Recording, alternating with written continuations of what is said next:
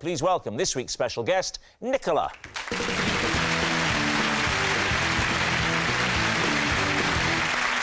So, Ben, first of all, what is Nicola to you? This is Nicola, and she taught me how to talk to crows. Henning, how do you know Nicola? This is Nicola, and I told my parents to take her as my babysitter because she failed to read my bedtime stories with enough emotion. And finally, Lee, your relationship with Nicola. This is Nicola. I once chased her for 40 miles down the M3 because I thought she'd stolen my phone. David's team, where to begin? So, Ben, why did you need to talk to crows? Because, well, I'm writing a book, and... My publisher is a crow. and it's a book about aliens, so I got interested in the idea of communicating with other intelligences. Then I thought, are there any animals on Earth that we can communicate with? And I found out that Nicola was an expert on crows and had discovered they're very intelligent. So what sort of thing have you learnt to say to crows? Well, we're only really at the basic sort of introductory. So is it, like greetings, like hello, how are you? Take me to your leader. How to present yourself to a crow. How do you present yourself to a crow? So you go, Hello, crow. Hello, crow. How are you, crow? Hello. Hello. So that's what Nicola has been teaching you. That's how you talk to crows. You do that with your head and you go, hello, crow. How are you? Hello. When's your next lesson? And you'll be how to say goodbye to a crow. And I've got a hunch about what it might be.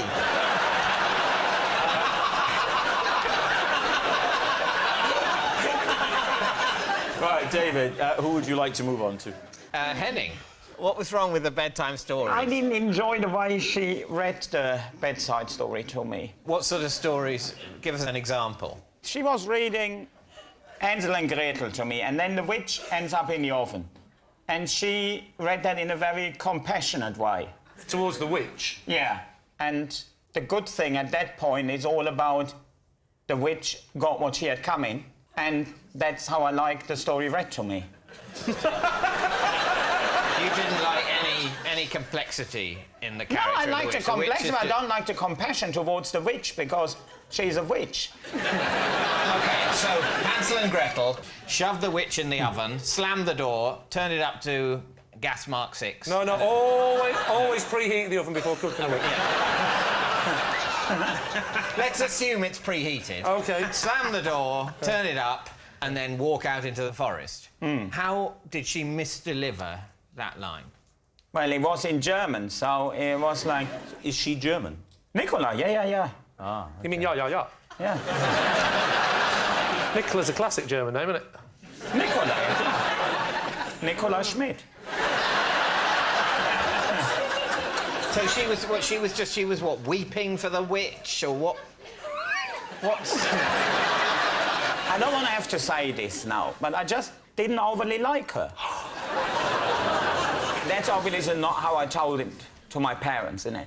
I said to my parents, yeah, she didn't put any butter on the bread and all that business, and didn't get me anything to drink, so, I mean... I stuck her in the oven. OK, what about Lee? Oh, Lee's is not true. So, how did you come to the mistaken belief that she'd stolen your phone? Well, it's an interesting story. I was on the border of Czechoslovakia.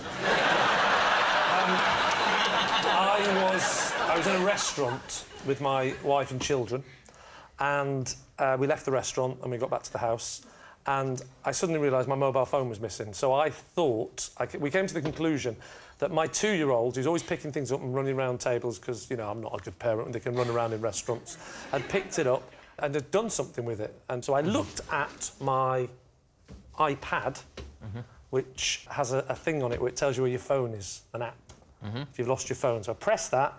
You looked at your tablet, didn't you? As opposed to a specific. Oh, as opposed to a specific one. Sorry, I looked at my tablet, which I'd previously bought from Curry's. So I decided I've got one of these handheld devices. Let's call it a tablet. And on this tablet, it tells you where your phone is. Like an iPad. Can I...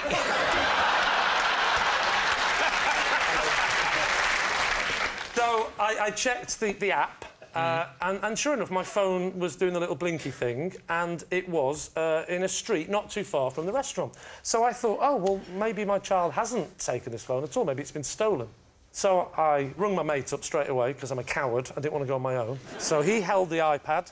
We drove off. We followed the little dot. But then, when we got close, the dot started moving. So we have to follow the dot. Right. The dot gets on the M3, and we're following the dot on the M3. Right. And we travel for about 40 miles. But Nicola could have noticed you in the rear-view mirror, saying, I'm being followed by two weird men. I think you'll find on motorways you're often followed by the same car for quite a while. How paranoid are you? He's been behind us for the last 5 minutes. We're on a motorway, David. I know, but something's not right. There's one beside me now. I wasn't right behind it because the dot was moving and I was chasing the dot for a long time. When we were probably about 5 miles away from the dot, because the dot was racing off ahead, we raced after, stopped and we sussed out that it was a service station on the M3. So we pulled into the service station and that's when the next thing happened. Give me a minute. How could you tell which of the many cars parked in the service station? That's a very good question. Thank you. I wish I had a very good answer. I phoned the phone. Ah, very clever. And it's at that point we see a woman getting out of a car, looking confused, and then looking inside a bag, a shopping bag, takes the phone out. And at this point I think, that's my phone. And she looks innocent because she's looking all confused. To which I go over, I say, that's my phone. And she said, I, honest to God, have no idea how it got in there. And then I start thinking the 2-year-old did pick it up and put it in the bag. And so ends the case for the defence.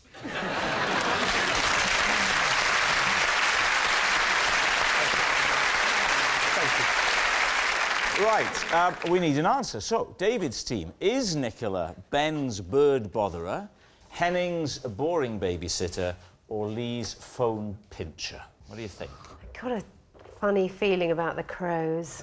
Yeah, I love the idea that you're spending your free time wiggling your head in front of a crow, talking in a high-pitched voice. So, sorry, you two are leaning towards believing the crows. I'm finding the crow story the least convincing at the moment. I'm not saying it's impossible. Do you believe Lee? As a matter of principle, no. I think it's probably Henning. I think Henning's could have been the sort of vicious little child who would have her babysitter summarily dismissed for no good reason at all. Which way are you going, Alex? Do you know what? I'm going to stick my neck on the line. I think Lee. Am I even You getting think a it's look Lee? in? Yeah. Doon? I initially thought it was Lee. Completely, from the very beginning, when I heard what the 3 things were, I went, it's definitely Lee. I'm not going to overrule. I wouldn't be surprised if it was Henning. We'll go for Lee. You're saying it's Lee Yeah. with a little suspicion that it's Henning. OK. Right. Nicola, would you please reveal your true identity? My name is Nicola, and I taught Ben how to talk to crows.